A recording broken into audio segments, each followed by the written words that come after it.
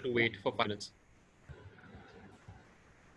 Yeah, it started recording and broadcast, and I'll be on mute.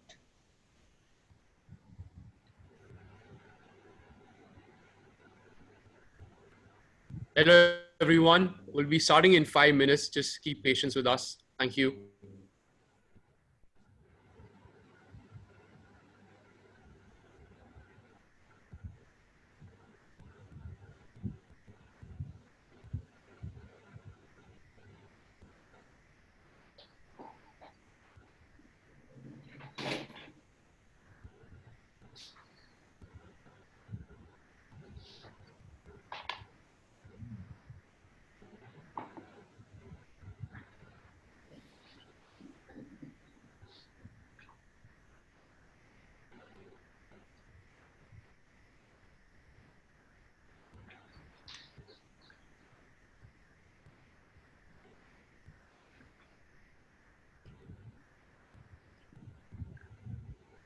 Hi, I'm back and ready to go.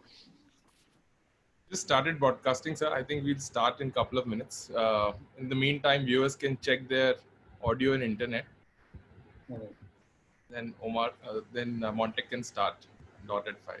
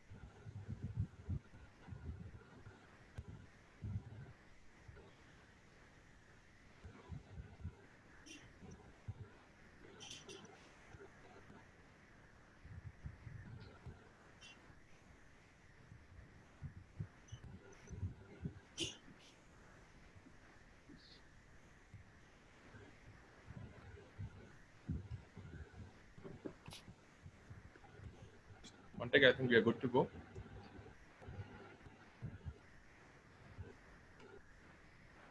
Control your audio. Yes. 1 more minute. Now start. 5 o'clock.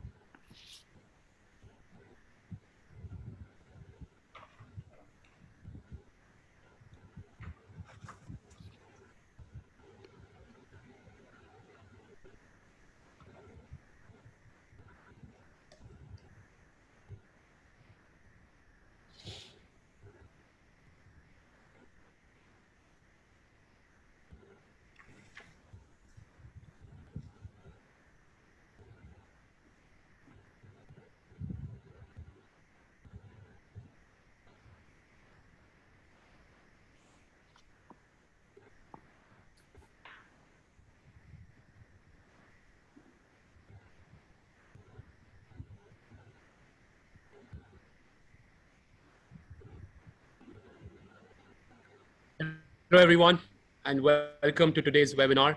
I hope you all are safe and well in these challenging times. It's my pleasure to welcome you all to today's discussion on enforcement of foreign arbitral awards. My name is Montek Mayal, and I lead FTI Consulting's economic consulting and damages practice in India. But today I've been given the opportunity by the Arbitration India Group and have the privilege to introduce a distinguished panel for this very relevant topic. First, we have Justice Pratik Jalan, who needs little introduction. Justice Jalan was appointed as a judge of Delhi High Court with effect from 22nd October 2018. Prior to his appointment, Justice Jalan practiced mostly before the Supreme Court, including representing the Union of India and the Delhi High Court, and has built a very prominent practice on the commercial side before his elevation. Welcome to you, sir. Thank you. Second, we have Mr. Gaurav Banerjee, who, as we all know, is a well-renowned senior advocate in India. He was the first Indian to be invited to the Essex Chambers in London in 2014 as an overseas associate.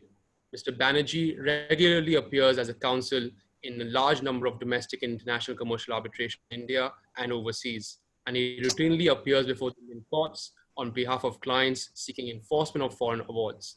Welcome you, sir, Mr. Banerjee. The session will be moderated by the stellar duo of Omar Ahmed, a partner at Silver Amachan Mangal Das, and Shashank Garg, partner at Vani and Company. Both are in themselves leading disputes practitioners in India with significant experience in commercial arbitration and litigation. The panel today will focus on the Indian jurisprudence on enforcement of foreign awards, and in doing so, the panel will also discuss the recent judgments on this subject.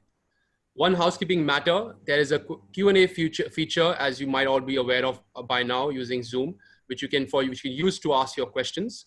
The moderators will take these questions at the end of the session. I now request Justice Jalan to give his introductory remarks. Over to you, sir. Thank you, Montek. Good evening, everyone, and many thanks to Montek for that very generous introduction. I would like to join Montek in wishing you all well in these strange times which we find ourselves in. I hope everyone has been keeping safe and keeping well. The strange times, of course, have this perhaps very thin silver lining that it gives us an opportunity to upgrade our skills and to learn about things which we may know less than we should about, and very gratified in that context to see so many webinars and opportunities to learn being offered by various forums. I'm grateful to Shashank and Omar for giving me this opportunity to participate in what I will confess is my very first webinar in my life. I'm particularly interested in the choice of topic today because it is, of course, of great topical and current interest, and made all the more so by a judgment delivered just yesterday by the Supreme Court on the subject. Prolificate as it is, the fact that our Supreme Court has had the opportunity to speak on this subject twice in the last 2 months, with another judgment perhaps in the works, is testimony to its great importance and its currency in the commercial litigation jurisprudence today. When I realized that that a new judgment on the topic had come just yesterday from the Supreme Court, I was filled with trepidation at first as to whether the entire talk that I proposed to give today would have to be changed at the last minute. But at least on a first reading, I would venture to suggest that the judgment perhaps does not on point of principle depart very much from the earlier jurisprudence on the subject. I'm relieved that Mr. Gaurav Banerjee is here to speak with in greater detail about the judgments and the jurisprudence of enforcement of foreign arbitral awards. He has very graciously accepted a rather inequitable division of labor this evening, where I will introduce the subject shortly and he will go into it in greater detail. It has the great advantage from the perspective of the audience that we will have the benefit of his far greater expertise and experience in this field. And also, I dare say he will be willing to speak on our judgments and their shortcomings with greater candor than I would find myself able to do. So, so Gaurav is going to get into the issues in much greater detail. And I would like only to set the context a little bit for the discussion, to speak to you or to address you on the importance of an efficient and robust enforcement environment would perhaps be to preach to the converted. So I will start by only saying that although most of you, I understand, are seasoned arbitration lawyers and practitioners, quite familiar with the issues that arise, perhaps a little bit of background is necessary for those who may not be so familiar with it. And also for us to remind ourselves of the great distance that we have already traveled, because when you look at the recent developments, it's worth seeing the road from the beginning, maybe from the time of the New York Convention, and seeing where we are today. So in that that takes us really back to 1958 and to the signing of the New York Convention on Recognition and Enforcement of Foreign Awards. The objective of the convention, as all of you will recall, was to reduce uncertainty in international trade arrangements arising out of differences in legal regimes. India was a signatory to the Act and incorporated it in our own domestic law in the Foreign Awards Recognition and Enforcement Act of 1961. So when we talk of recent developments, it's worth bearing in mind that the context of the recent judgments really is a jurisprudence that starts more than 50 or now actually almost 60 years ago. The Foreign Awards Act was later replaced by Part 2 of the 1996 Arbitration and Conciliation Act. And to some extent, controversy has arisen around the interpretation of some of the concepts arising in those acts. The really watershed moment in this journey, as I see it, is probably the Renusagar judgment of 1994, when 3 judges of our Supreme Court made it clear that as far as enforcement of foreign awards was concerned, the duty of the enforcement court did not extend to a review on merits at all. To that extent, the ground in Section 48 of the, what is now Section 48 of the Arbitration Act of 1996, to the extent that it incorporates fundamental policy of Indian law as a reason or a ground to deny enforcement, is applicable only insofar as those legal principles are basic and underogable in our jurisprudence. I think the challenge in thinking about it as an Indian lawyer and an Indian judge is really to move out of our own established practices and preconceived notions and to recognize that the international arbitration system has, in a sense, developed its own established practices, which may not be altogether consistent with what we regard as normal practice. For example, and I'm sure Mr. Banerjee will have a list much longer than this, but I've heard or been involved in cases which involved foreign award, where submissions of pleadings were not considered because they were filed a day late, or where even a judgment of the jurisdictional court was ignored because it was not cited in written submissions filed at the appropriate time. Now, to an Indian lawyer or judge in our system, which if I may be granted that liberty, I would say is perhaps more relaxed, and someone else may say is too lax, the seems anathema to natural justice or to the concepts of fairness. So really the challenge for an Indian lawyer or an Indian judge is to leave those notions of fairness and natural justice, or which seem part of our instinctive approach, aside when you approach foreign award, and to acknowledge and recognize that the ecosystem in which parties have agreed to operate is a different one from our own curial system, and therefore to hold them really to what they have signed up for.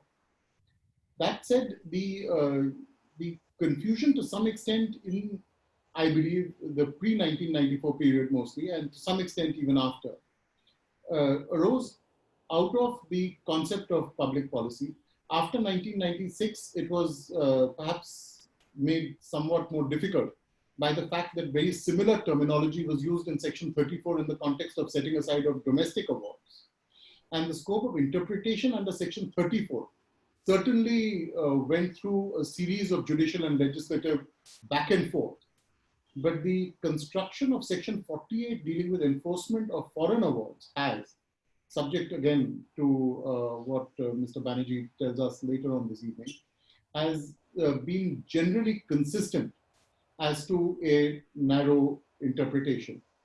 An exception, at least as far as the Supreme Court is concerned, was in the 2011 judgment in Poolchand, where much more substantive notions of review were imported into a Section 48 context. But the aberration of Poolchand was rectified within 3 years in another judgment in Lal Mahal. And in fact, Poolchand was overruled in Lal Mahal by the very same judge who had authored it. So both Poolchand and Lal Mahal were authored by Justice Dora. And I think in Lal Mahal, he has acknowledged that the Poolchand formulation of public policy where various domestic award notions were incorporated was far too broad. The acknowledgement of this distinction between public policy in the context of domestic awards and in the context of foreign awards has found express recognition, at least in these two judgments of Lal Mahal and in the 2019 judgment in Sangyong. And I'm sure there are others as well where this has been gone into. As far as the recent developments are concerned, the judgment which until yesterday was perhaps the most recent pronouncement of the Supreme Court on the subject is, of course, the judgment in Vijay Karya, where the court has, as I read it, quite unequivocally reiterated the Renu Sagar principles in the context of the 2015 amendments to Section 48 as well, and has categorized one of the issues that arose in Vijay Karya was about, or one of the questions that they considered. I'm not very certain that it arose directly, but that was considered by the court in Vijay Karya was about whether even when a ground of denial of enforcement is made out, the court is vested with discretion to enforce or not to enforce an award. And I think an important step that has been taken to clarify in Vijay Karya, following and affirming a judgment of the Delhi High Court, is to classify the categories of challenges and to say that if enforcement is being refused, either on a jurisdictional ground or on the ground of fundamental public policy of Indian law, then the court does not have any discretion and enforcement must be refused. But if it involves really something that is a micro interest of a party alone, denial of natural justice, etc., then discretion can be exercised. I find the judgment in Vijay Karya actually particularly interesting for two ancillary points that it makes out. One is to, in a sense, limit the scope of Article 136 and recourse to the Supreme Court's appellate power in cases where foreign awards have been enforced by the original courts.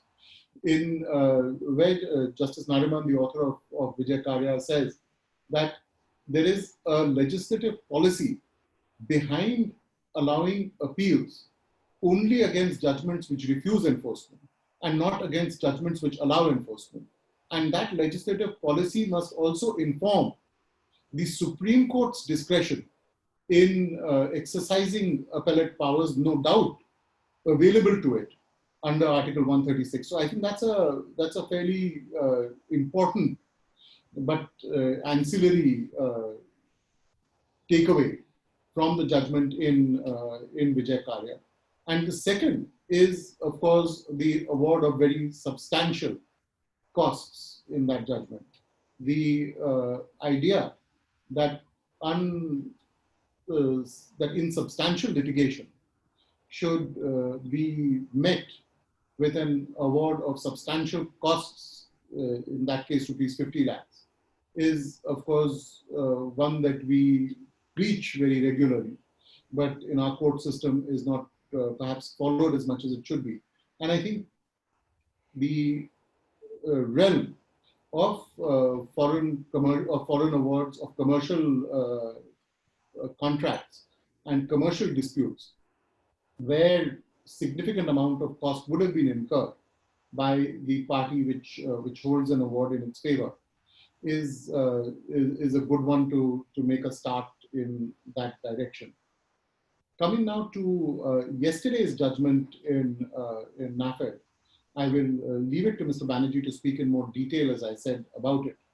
But on a first reading, my own view is that the enforcement, although it has been refused on the ground that the underlying contract could not have been performed because of a government order that had intervened in the interregnum, the principles which have been adverted to are still the Venusagar principles. And I would be interested in seeing in the near future what we make of the principles laid down in NAFED, whether on closer scrutiny we find that it says something more than what I have found to be the case. There is one judgment, as I said, that is still forthcoming from the Supreme Court on this aspect. And that actually is a judgment where I had the great pleasure of working with Mr. Banerjee. That is the Centro Trade case, which has had the fortune, good or bad, of going through 3 rounds of final hearing in the Supreme Court. At the first instance, a 2-judge bench was split in its decision on the permissibility of multi-tiered arbitrations. The matter was referred to 3 judges, and it is at that stage that I was in the matter with Mr. Banerjee. The court, in a 3-judge bench, has unanimously held that multi-tier arbitrations are permissible, and then remanded the matter to a smaller bench for hearing on merits, and told that Mr. Banerjee has argued that matter recently, and judgment has been reserved. It will be interesting to see whether that judgment takes the Vijay Karya line forward, or finds that the judgment in NAFED has changed the landscape in any way. With these words, my grateful thanks again to the organizers for inviting me today. And I leave it to Mr. Banerjee to elaborate in a much more nuanced way on the judgments that have been delivered so far. Thank you. Thank you, Justice Jalan, for that pithy introduction.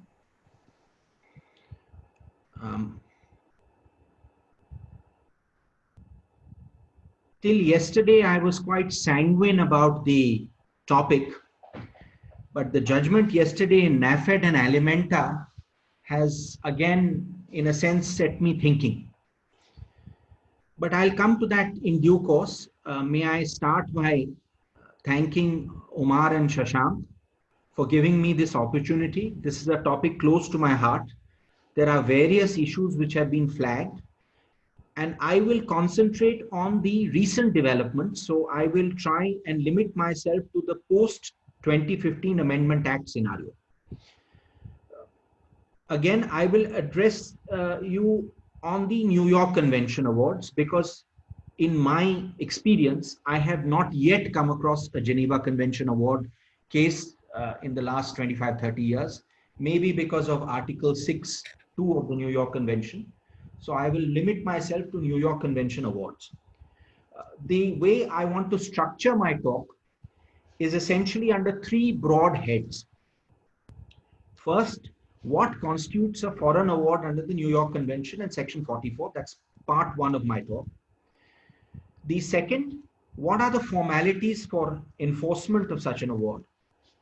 And third, of course, last but by no means the least, the most interesting part, my comments on what are the grounds for refusal to enforce. And there I will obviously talk about public policy and the the two judgments of Vijay Karya and the NAFED judgment. So that's really the structure of the talk.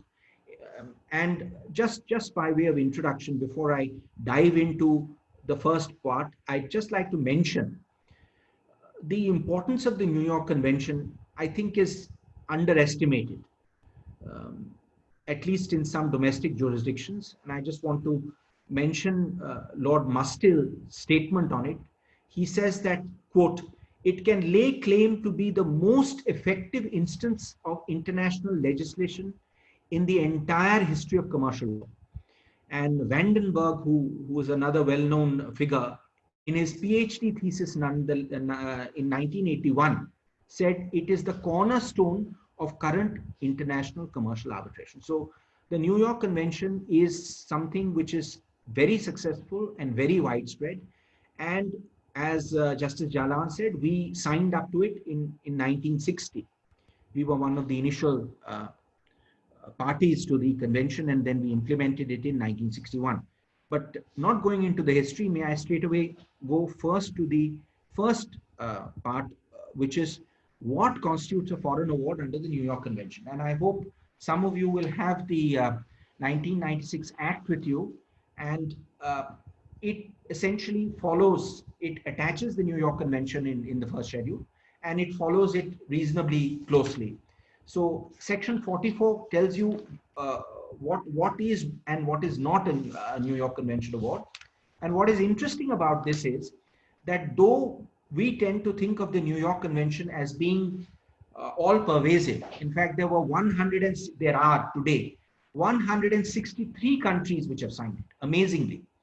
The last being in March 2020, a tiny island nation of Palau in the Western Pacific signed it. Seychelles signed it this year as well. Though 163 countries have acceded to it, India, when it acceded to it, entered two critical reservations. The first was the reciprocity reservation. You'll find that in Section 44 as one of the reservations, saying that we will only recognize the New York Convention Award if there's a reciprocal obligation on the other country. And instead of 163 countries being notified, only 48 have been notified till date. And Mauritius was notified in 2015. So a trap for the unwary: before you start launching your NYC enforcement, you need to check whether it's actually notified in the official gazette. I am told the number is 48. I tried to find out exactly whether there was any authentic commentary by the government of India, but I'm assured that the number is 48. And this can cause problems. I mean, there's an old case of transocean shipping where the Supreme Court had to intervene and uphold a Ukrainian award on the basis that it was a successor state to the USSR. So that's one reservation. The second reservation, which is topical and current, is the commercial reservation. The section says, and India has reserved its right by saying that only matters of a commercial nature, where matters of a commercial nature are concerned, only such awards would be considered as New York Convention awards. And this is a topical subject. There are two recent judgments of the Delhi High Court on this. These are two investment judgments, both in the context of the Union of India of all parties going to court. Union of India versus Vodafone, where the government wanted to stall a second BIT arbitration. The idea was that Vodafone had already invoked the India-UK BIPA, and on the same basis, they had already invoked the India-Netherlands BIPA, and on the same basis, they wanted to invoke the India-UK BIPA. The the injunction was refused by Justice Manmohan in his judgment in May 2018. But for our purposes, what is relevant is a paragraph in that judgment in which he says that investment arbitration disputes fundamentally are different from commercial disputes, and therefore he says the New York Convention doesn't apply. And this judgment has also been followed by Justice Pratibha Singh's judgment, which is of 2019, in Union of India and Khaitan Holdings, Mauritius, where again the Union of India wanted to get an anti-arbitration injunction. It was refused. And in that context also, the earlier judgment of Vodafone was followed. And the earlier Calcutta High Court judgment in Louis Dreyfus was not followed because it was said to be sub silentio. So the question that is current is, what do you mean by this commercial reservation? Does it really extend to investment treaty arbitrations? I believe that the Delhi High Court approach is correct, though I would have wanted a little more, shall we say, elaboration on this. And it is a single judge's judgment. It seems to be correct. There are, however, it could be argued that the scope of the word commercial is very wide. The two thoughts that come to my mind are that the Commercial Courts Act Section 2 defines commercial extremely widely. That's one thought which comes to mind. And the second thought that comes to mind is that there is an earlier judgment of the Supreme Court in RM Investment in Boeing Corporation, where a consultancy agreement was held to be a commercial in nature. And there the Supreme Court seemed to suggest that the commercial reservation should be construed broadly, having regard to the manifold activities which are an integral part of the international trade today. So hypothetically, one could perhaps still argue that the Delhi High Court single judge view is too narrow, and is maybe an issue which may arise now that there may be quantum awards against the central government. So this is an open question, and I'm sure we'll have some jurisprudence on it. The other aspect of what is a New York Convention Award is that a New York Convention Award has to be on the basis of an arbitration agreement in writing. And this has been the subject matter of debate abroad. And the basis of this debate is the language of Article 2.2. But fortunately for us, this is no longer an open topic because the Supreme Court in a recent judgment has closed it. There the question was whether non-signing of a charter party containing an arbitration clause, would that take it out of the purview of a New York Convention Award? And the answer was no. Justice Nageshwar Rao in PEC Limited and Oust Bulk was of the view that Article 2 of the New York Convention is very wide. He took a very pro-enforcement stand, and he said that no, this is not a ground to refuse enforcement. And I would have, so it's no longer a closed issue, though one would not have minded a little more discussion on Article 2, but seems to be the right result, and it's one of our pro-enforcement award judgments. So that's all I have to say on the first portion, which is what's a New York Convention Award. The second portion of my talk, which is essentially what are the formalities that are required for enforcement and what are the recent developments in this. You will find this in section 47 of the Act. If you have a copy, you can have a look. 47 has been amended slightly. The explanation has been amended in 2015 by the 2015 Act. There are two recent developments, one in the substance of the section and one as regards the explanation. 47, if you see, says that you shall at the time of application produce before the court various documents.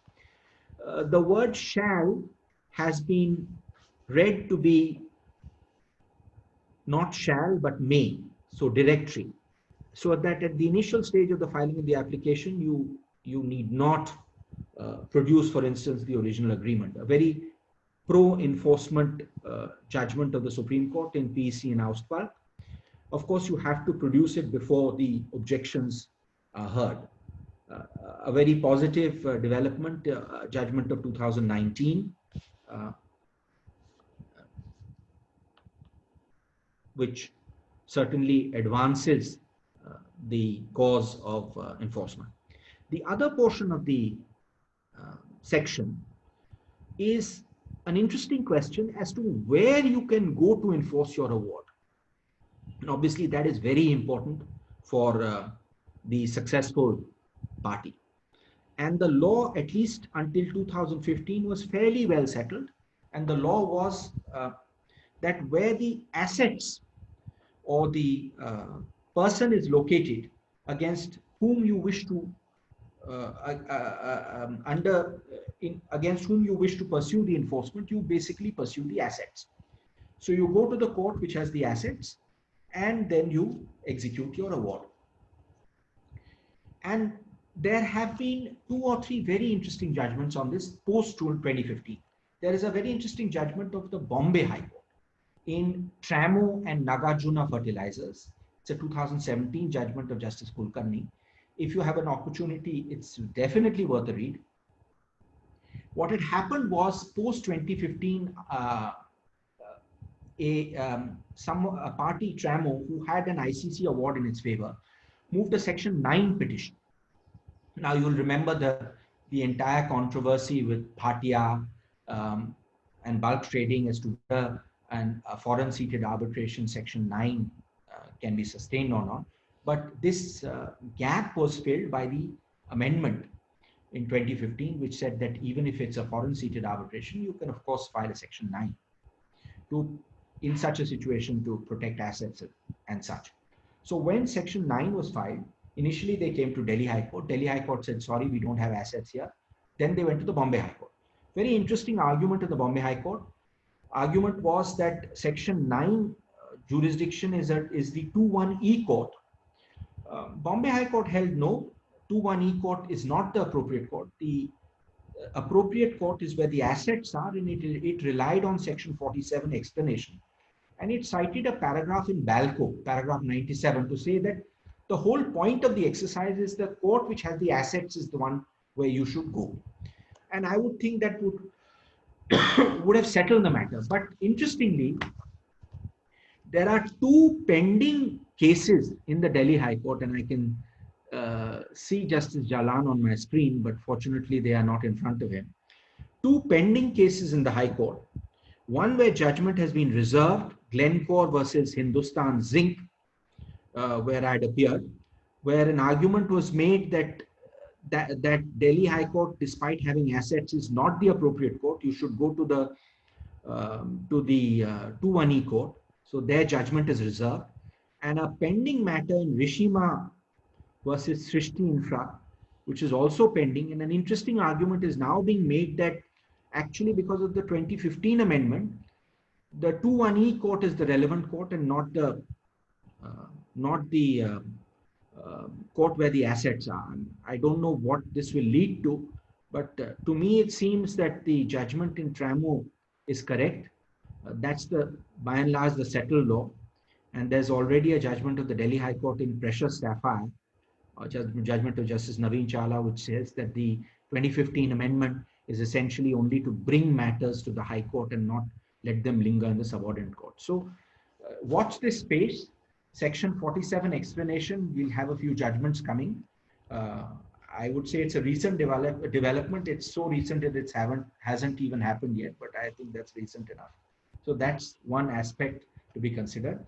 Other aspect regarding formalities, another very pro-enforcement judgment of the Supreme Court in Shriram versus Rio Glass, where Justice Nariman holds that there's no requirement for stamping of a foreign award. So in summary, in respect of the first 2 portions of my talk, by and large, New York Convention awards, subject to the 2 reservations, cover the field of commercial law. And secondly, formalities for enforcement aren't very stringent at all. And it is quite easy to bring a Section 47 application if you are successful in getting a foreign award in a foreign court. The nub of the matter, the real disputes which have arisen are those which have arisen in the 3rd portion, which is really the heart of the New York Convention, and which is essentially Section 48, which encapsulate the grounds for refusal to enforce. And that is where all the jurisprudence mainly has gathered. That is where we have now got the new judgment of NAFED, and that is where, in a sense, all the action is. But before I go to the various limbs of 48, which essentially reflect Article 5 of the New York Convention, you must also note the amendments which have been brought in to Section 48, the explanations, the two explanations introduced in 2015 for the avoidance of doubt, the legislative purpose as explained by the Law Commission in its 246th report. I was privileged to be associated with it in some way, to make sure that you do not, in the guise of challenging an award by seeking its refusal, you don't revisit the merits and the idea that public policy should have a very narrow scope. I'll come to those explanations and judgments a little later. But broadly, five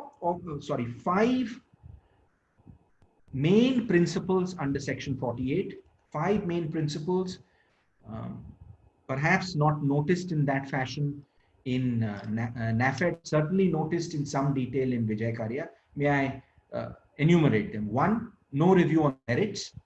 Two, the grounds for refusal are exhaustive.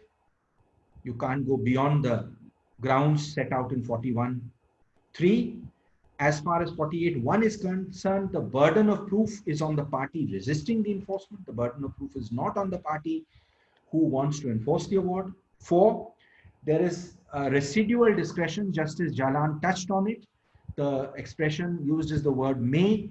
Very, very interesting comments on this in Justice Nariman's judgment on the discretion. I think there's much to be learned from his analysis in Vijay Karya. And fifthly, the grounds are to be construed narrowly. There is a pro-enforcement bias. 5 points mentioned in Redfern and Hunter, all five by and large well established now in Indian jurisprudence. So with that background, let me quickly go through the subheads. So there are five subheads where in 48.1 the party can object. And I will just run through those subheads in the time that I've got. The first is 48.1, where there's the invalidity of the arbitration agreement. I mean, there was no arbitration agreement. A recent judgment in Virgo's Oil and NAFED, Justice Muralidhar's division bench in 2018. In fact, interestingly, there are 5 or 6 NAFED judgments where NAFED has succeeded on this ground. They are all Delhi High Court, all grounds where the Delhi High Court has refused to enforce an award, perfectly correct in the context. Interestingly, they're all NAFED judgments, as is the new one, which is also an NAFED judgment. So it seems that NAFED has a very good record in resisting enforcement. But the short point on 48.1 is if there is no concluded agreement at all, then of course you can press 48.1 in aid. 48.1b, extremely interesting. This is the natural justice defense. This is the case which is now pending. The Centro Trade case is a 48.1b case, and we are waiting the judgment on this. It's a 3-judge bench, Justice Nariman, Justice Ramasubramaniam, and Justice Ravindra Bhatt. It was reserved in March. We are awaiting an explanation on 48.1b on natural justice. There was an interesting argument on 9/11 preventing Hindustan Copper from appearing. We of course suggested that it did no such thing, but we'll see what the judgment said. But here I come to according to me, the most important judgment in the last 5 years, and that is the Vijay Karya Prismian judgment of Justice Nariman. If nothing else, I would request each and every one of you to read it, because that is to me the Bible. He has looked at everything. He has pitched it very carefully. The portion that is interesting, that I find interesting, as does Justice Janan, is the residual discretion analysis of the word may in 48 and the situations in which you can refuse and you can grant enforcement even though a breach of 48.1 has been made out. So the residual discretion, very interesting, a judgment definitely worth reading. He's concluded the FEMA point there on public policy as well, upholding Justice Bakru's judgment in Cruz City. He has noticed Glencore, another of Justice Bakru's judgment, and he's approved it. This, if I was to go with one judgment which you should go away looking at, it is Vijay Karya. Interestingly, there's a comment in Vijay Karya on a pending matter called Campos Brothers, where Justice Naveen Chawla, if I'm not mistaken, set aside an award. And it's pending before division bench. The Supreme Court comments on it. I do not understand it to have overruled it, but it's an interesting judgment where the Delhi High Court has set aside an award. I'll come back to it, time permitting. I go on to 48.1c, which is jurisdictional issues. Here also, there are some recent judgments, not that recent. Cruz City, which is the judgment on FEMA of Justice Bakru, which was approved. And Daiichi Sankyo also has a 48.1c issue. Essentially, it's a defense which is similar to the 34 defense, which is essentially the tribunal doesn't have jurisdiction. It awarded something which was not even an issue. It's a defense which sometimes made out difficult. 48.1d, another unusual provision where the procedure is not in accordance with the arbitration agreement. There's a recent judgment in Value Advisory Services where an almost unworkable clause was sustained. A clause said ICC rules SIAC arbitration, still sustained by the Delhi High Court. An unworkable clause was made workable. Then we come to 48.1e, award suspended or set aside. I'll leave this aside for the moment. I go straight away to 48.2. Now, the fundamental difference between 48.1 and 2 is that 48.1 is where the party raises the point. But 48.2 is where the court has the power to question an award. So 48.2 has two limbs. One is the arbitrability limb, which is reasonably well developed abroad, and 48.2b, of course, is the public policy limb. So 48.2a, I have a comment on 48.2a. This is a live issue because as per our law, certain issues are not at all arbitrable. And we're all familiar with the Booz Allen Hamilton series of cases where criminal, matrimonial, guardianship, insolvency, testamentary, special statutes, these were held not to be arbitrable. There is a recent judgment of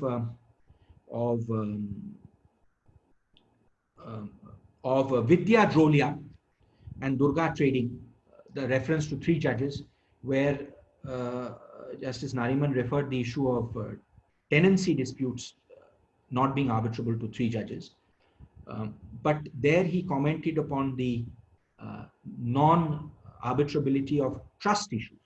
And this is a live issue because there is a very interesting pending matter. Again, Justice Jalan may not listen to this part of the talk, but there is already a judgment of a learned single judge in Beena Modi versus Lalit Modi, where the Modi family trust, KK Modi family trust dispute, there's a Singapore arbitration. One of the points which is taken is, how can you have an arbitration arising from a trust dispute? And it will be interesting to see what view the Delhi High Court and the division bench take. I believe a matter is pending before the division bench, and the matter is current. So last but by no means the least, let me come to the topic of the day, which is 48.2b and the explanation and the public policy aspect. And I will spend 5 minutes on this and conclude. We've had a real ride on the unruly horse of public policy. It's been a long ride.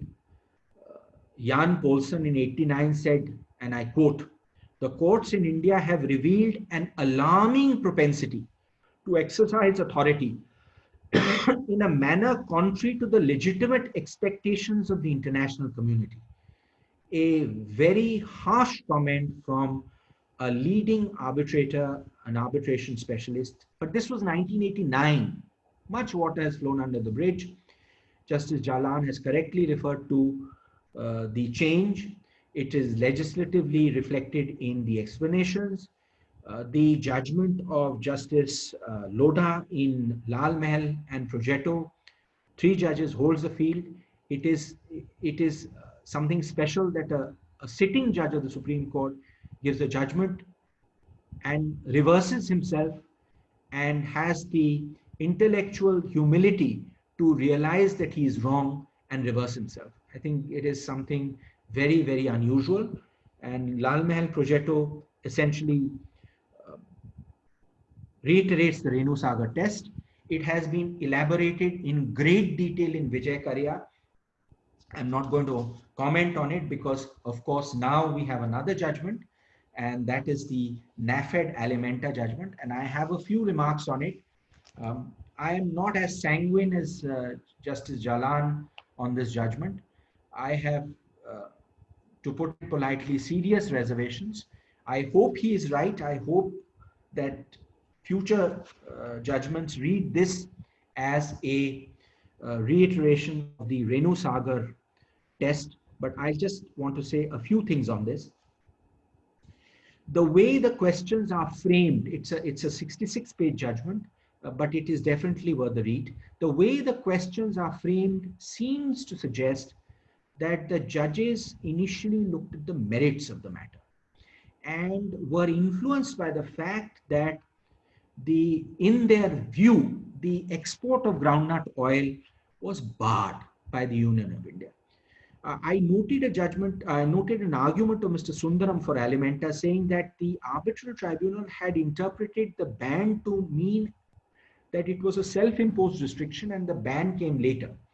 It does appear that the Supreme Court has gone into the merits. That's one comment I have. The second comment I had is that hard cases make bad law.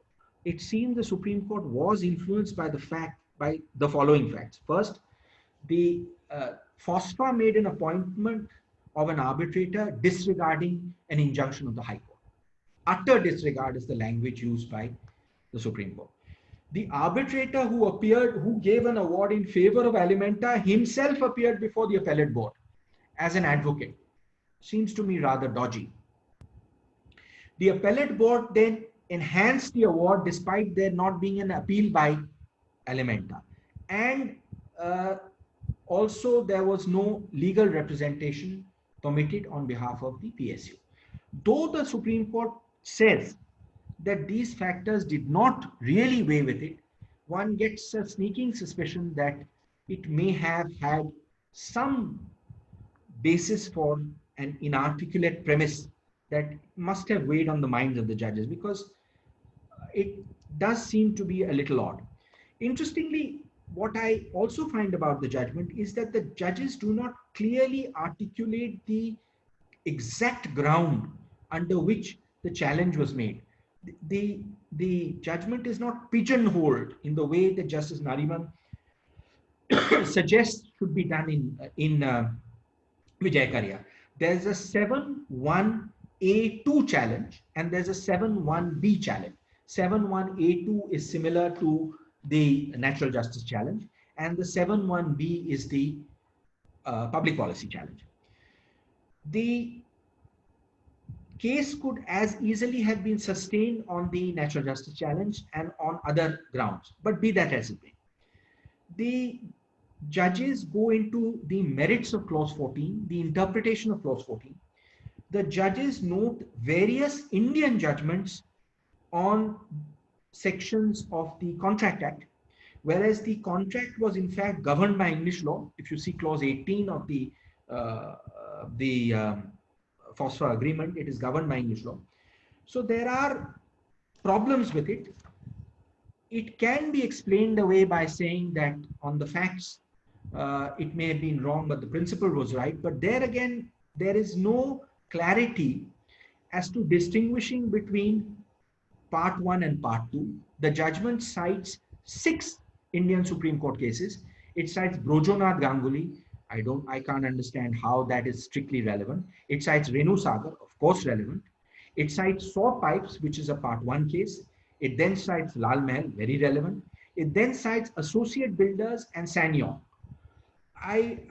There does seem to be some confusion as to what is the scope of public policy under part 2 and under Renu Sagar, which is the FARE. So I do have some difficulties with it. We'll see how it proceeds. I would not go so far as saying it's one step back. I'd say it's half a step back. It can be explained away by saying that it's just reiterated Renu Sagar. I believe I have overrun my time, so I will say one line more in conclusion.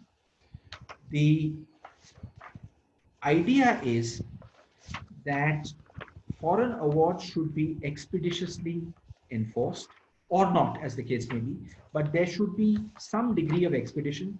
This is recognized by the Supreme Court itself, where in Kandla it says enforcement of foreign awards should take place as soon as possible if India is to remain an equal partner, commercially speaking, in the international community.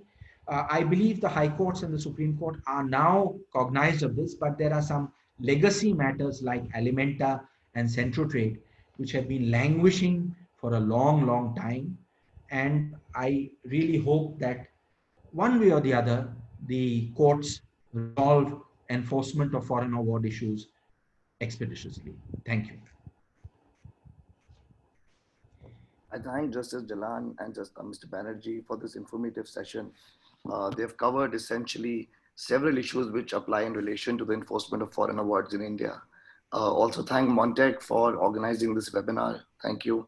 We have received many questions prior to the webinar to ask the panel, and we will be taking a few of those. The first question is for Mr. Banerjee, and the question flows from the discussion we had on the question of discretion, which really flows from Article 5.1 and which finds mention in sections 48.1 and 2. Mr. Banerjee, would India enforce foreign awards which have been set aside by the seat court? There are countries, say France, United States, etc., which have indeed gone ahead and enforced these awards on the premise that the New York Convention gives the discretion to the enforcing court that even if one or more grounds have been made out, the court would nonetheless proceed to enforce. In your view, would an Indian court enforce such an award? Okay, very interesting question. It's a live question. I'll come back to how it's live. You're quite correct, Omar. This is a debate on which reams of paper have been written. Countries such as France, Belgium, Austria, and the US have enforced awards which are set aside in the seat court. How would an Indian court deal with it? I think you will get some hint of this, as always, in Vijay Karya. And we go back to Vijay Karya because if you look at Vijay Karya, and there's that discussion on the word may, and Justice Nariman notices two things there. He notices Dalla versus Pakistan, which also, and he also notices Cruz City, Justice Bakru's judgment. And both Dalla versus Pakistan, and he quotes it, both Dalla versus Pakistan and Cruz City refer to that judgment of that US court judgment in chrome alloy, where an award was set aside in Egypt, and yet it was sustained in the US because there was a contractual obligation that you will not go to Egyptian court. So to answer your question, yes, I do believe Indian courts would consider awards, would enforce awards, even though they are set aside in foreign courts. But I would caveat it by saying that the default rule would be that obviously if it's set aside in a foreign court, it's set aside, it's not to be enforced. And be a very unusual case where despite that enforcement would take place. And I would think, it would be quite an extreme case. It would have to be a chrome alloy or a commissar, an extreme case where, the courts of that country were in some sense compromised. And it was set aside, like the Mexican case or chrome alloy. And normally if it's set aside abroad, then the default situation should be that it is not enforced here. This issue has arisen in Betamax, where there was a contract between Betamax and the State Trading Corporation of Mauritius, and Betamax tried to enforce it in India, and it had all sorts of political implications. And in the middle of the hearing, the Mauritius Supreme Court set aside the award. So that rather defeated Betamax's 48 application here, matters pending before the Privy Council. I don't know. That's one case. And of course, the very famous case of UKOSH and Rosneft, which all of you have heard of. I know for a fact that UKOSH had filed in India to enforce the award. And they withdrew that because the Netherlands court had come to some decision, and now that has been reversed by the appellate court in Netherlands. So UKOSH may come back to the Delhi High Court, and we'll see whether that can be enforced or not. So just to conclude this answer, so you are saying in 48(1)(e) may be a case where may would be read as shall, perhaps. I would say that there is a residual discretion to enforce, but I would say that it's very difficult practically, because there must be good reason for a seat court to set aside an award. I mean, in the normal case, you follow the seat court and refuse enforcement normally, but we'll have to see. So taking a cue from what you just said, there is a follow-up question that I have received from Mr. Divekan Lahoti. He's asking, what will be the fate of those annulled foreign awards which are partly enforced in India? Can the judgment debtor be entitled to seek a refund of money already paid?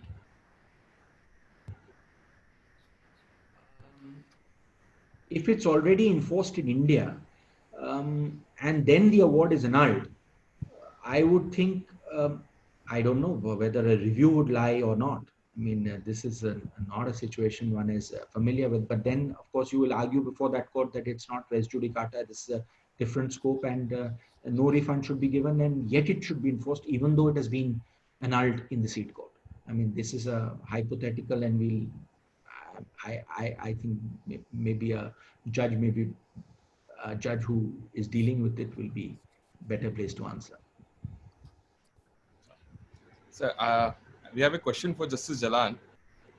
So in the event the court considers it proper to adjourn the decision on enforcement under 48(3), what principles should it apply while ordering the party seeking adjourn to give suitable security?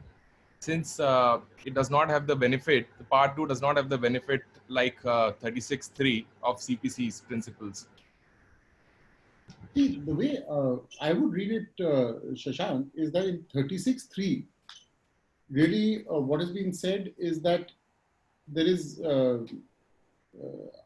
would say, a legislative policy that if you are in the framework of domestic award, if you are awaiting the decision on setting aside, if you are postponing the enforcement, you will apply the principles of the CPC for stay of a money decree. To the extent that 48 does not contain that particular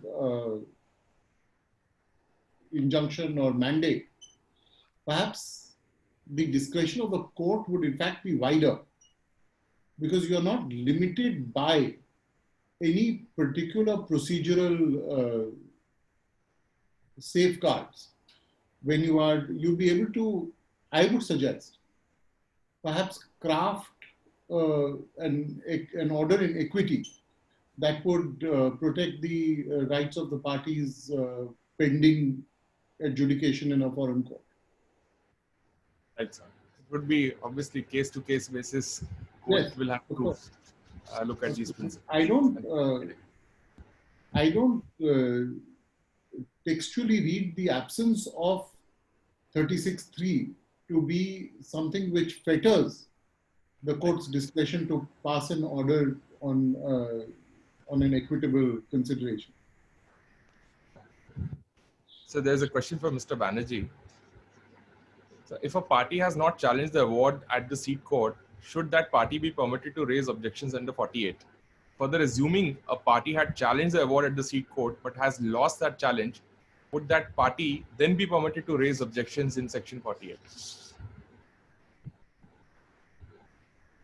You know, what is very interesting about this is that there are divergent views of two high courts on this.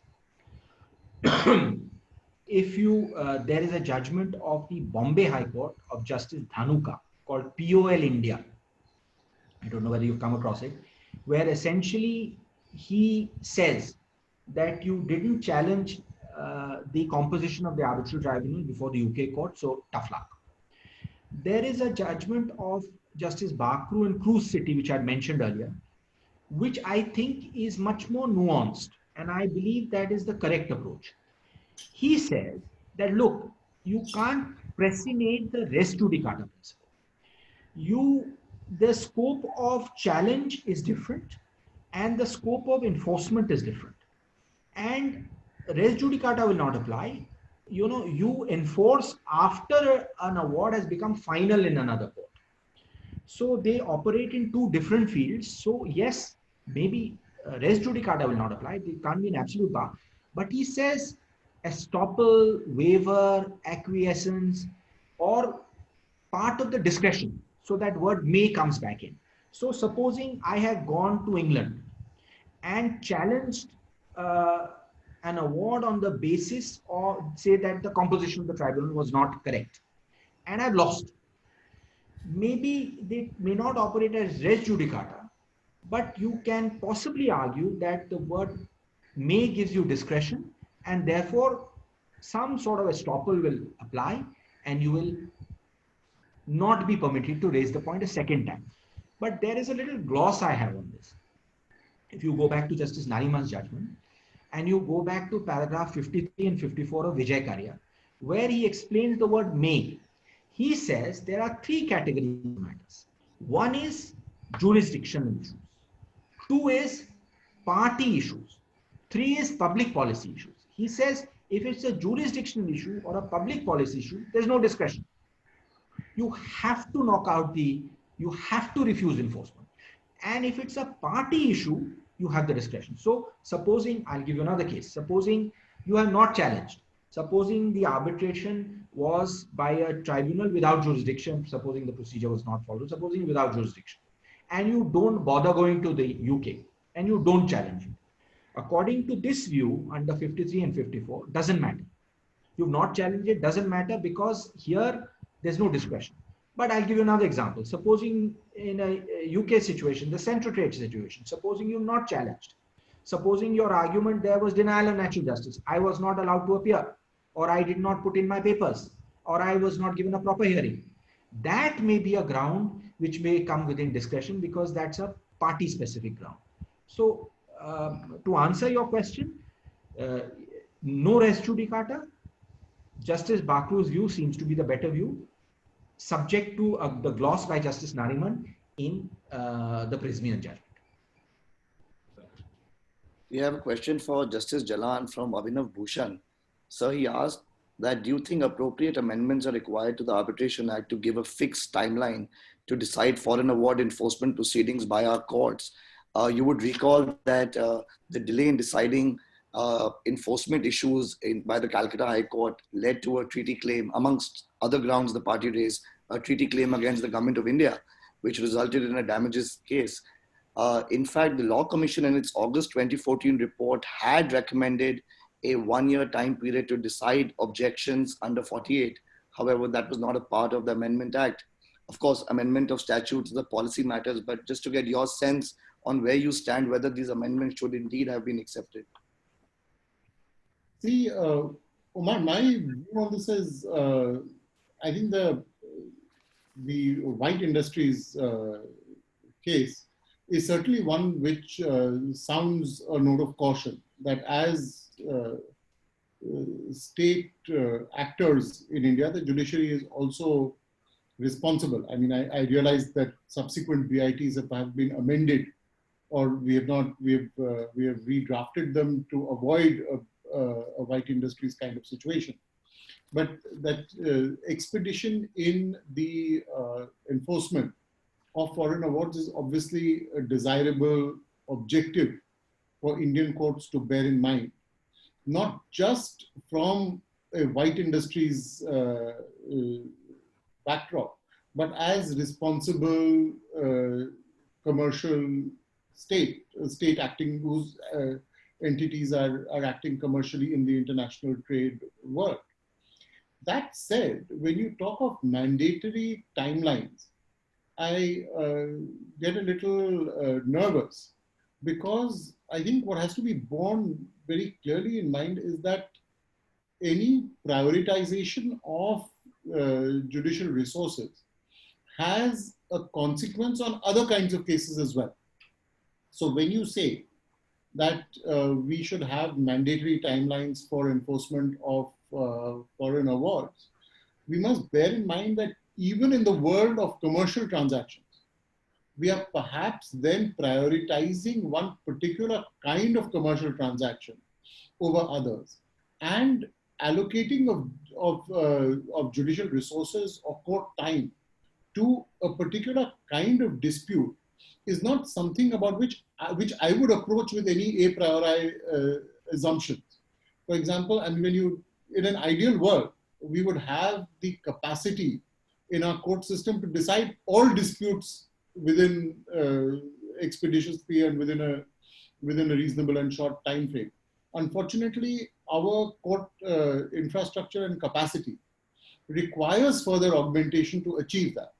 And in that particular context, mandatory timelines are really, as you yourself acknowledged, a matter of legislative policy on which I would at least hesitate to have a preconceived notion that a particular kind of case ought to be prioritized. In this particular context, I was also wondering about another way of looking at it. If we have the kind of prioritization for enforcement of foreign awards that this contemplates, does it in some way also provide a perverse incentive to take arbitrations out of international commercial arbitrations out of India? Would it not, in view of our stated objective to make India a hub for international commercial arbitration, is it also not something to think about as to whether we prioritize the enforcement of international commercial awards seated in India and not only of foreign awards? It's just a thought as to flag for you the issues that arise when we think about a matter like this from the perspective of a court system in general. As commercial lawyers and commercial judges, we obviously come with a certain with a certain view on how things should proceed and on the importance of the issue. I don't take away from that at all. But I only say that we then also have to quite responsibly look at the other calls on judicial time and figure if mandatory timelines are really the answer to those questions. Thank you, sir. We have another question for Mr. Banerjee. Sir, in your view, what is the period of limitation to file a petition seeking enforcement of a foreign award? Really, the question is it Article 136 or 137 of the Limitation Act? Different courts have a different view, but the recent trend suggests it should be 12 years. The premise there being it's a decree, stamped as a decree relying on Furious de Lawson, and therefore it should be Article 136. The judgment of the Delhi High Court in Ken v. Government of India has recently held that. However, subsequently on 17 March 2020, the Supreme Court in Bank of Baroda versus Kotak Mahindra, though in the context of enforcement of foreign judgments, held that 136 is limited to and confined to decrees that are passed by Indian courts. In that view of the matter, what would you think would be the period of limitation first? And second, what is your view on the fact that Section 43 in Part 1 of the Act is absent in Part 2? Does that give an impression that the Limitation Act does not apply at all to Part 2? Wow. Okay. Right. Sorry. Fine. it's an open question. I am of the view. Anyway, let me first tell you how I understand the law as it is. There is the, if I'm, you can correct me if I'm wrong. There is the Madras High Court view, which says 12 years. Yes. There is the Bombay High Court view. I think it's that case of Noy Vallecina. I mean, I don't remember offhand, which says 3 years. Then there is a judgment of Justice Kulkarni in that IMAX E-City, which went to the Supreme Court, came back to the High Court. That says 12 years. And then we have now the most recent judgment of Justice Shabdar in that Can India, Government of India, where Government of India was trying to resist an award against it under a public PSC. And there Justice Shabdar has said 12 years. On the basis that on some elaborate reasoning on section 47 and article 136. But according to me now, all this is not relevant because now, because of the recent Supreme Court judgment of Justice Deepak Gupta, which is the one you mentioned last, which is an extremely interesting read, Bank of Baroda versus, I think it was Kotak Mahindra Bank you mentioned, where Justice Deepak Gupta looks at Article 136 and he says that that only applies to Indian decrees. And if that is the law which the Supreme Court has laid down, and we then, regardless of what Forstay Lawson says, and the context of Forstay Lawson says, it will be stamped as a decree and virtually treated to be a decree. So I'm not sure that Forstay Lawson takes the matter that much further. In my view, now with Justice Deepak Gupta's judgment, 136 will not apply, 137 will apply. It's an application, it's not a decree. 3 years and you're out. And ideally, people, if they've got awards in their favor, should come to court quickly to enforce. They can't just sit on them for 12 years. That is one aspect. The second aspect is you mentioned that the section is that 43 is not available, right? But 43 is actually only to do with arbitration, not court proceedings, if I'm not mistaken. I mean, since you mentioned it offhand, I just need to check. But I think 43 is limited to arbitration. So therefore, regardless of whether 43 is not mentioned in part 2, Limitation Act necessarily has to apply to an application in court. So you will have to choose between 136 and 137. I have an interesting take on this, which is why should, what is the impact, let us say if the limitation in England is different from the limitation in India, what happens? I mean, that's an open question. Sometimes the limitation periods are different. Does that mean that you can enforce it in India, even though it's barred by limitation in England, or you cannot enforce it in India, even though it's within limitation in England? But these are interesting questions. But to answer your first question, my view, in view of Bank of Baroda, 137. But I'm sure you will be litigating it and we'll know the answer soon when there's yet another Supreme Court judgment on it. I think we're running out of time. So very quickly, I have also plenty of questions. Ashish Dholakia has asked a question, although the question starts with a disclaimer that does Justice Jalan think that NAFED has significantly dented any chance of India being regarded in the near future as an international arbitration friendly jurisdiction? But I would rather request Mr. Banerjee to answer it since he has covered it. You know, I think we have a capacity for self-correction. So I think, you know, even though at first glance it seems to me that NAFED has problems, it can be rationalized in the way that Justice Jalan has just done so nicely. That yes, I mean, of course, we will have some decisions which will be criticized by foreign commentators. But generally, if Renu Sagar is still the law, we can't get out of that. And they have, and NAFED has not noticed Vijay Karya at all. I believe because it was reserved before Vijay Karya was pronounced. But I don't think it will be as much of a setback as I thought at first glance. Right. I've been told by the host that we are running out of time. It's already 6:15, so we would have to close. And unfortunately, all the questions could not be answered those questions may be emailed to either the panelists, specifically Mr. Banerjee, or the moderators. We'll try and answer them in due course. Thank you so much, both the panelists, Honorable Justice Jalan and Mr. Banerjee, for taking out time. Although the general perception is that time is quite available at the moment and is not a luxury anymore, but that's not the case. I'm sure all of you have very busy schedule. Thank you so much, Montek and Omar. Montek for hosting this, and Omar for being the moderator alongside and doing extensive research for the notes that were shared on various groups yesterday. I would also like to thank the supporting organization, Indian Arbitration Forum, Arbitration India Group, Society of Construction Law, Young Leaders Group, and Manav Rachna University for supporting this event. Bar and Bench, especially for being the media partner, and I believe FTI and Bar and Bench would make this entire discussion available through their platforms. Thank you very much. Thank you all. Thank you. Thank you very much. Good night.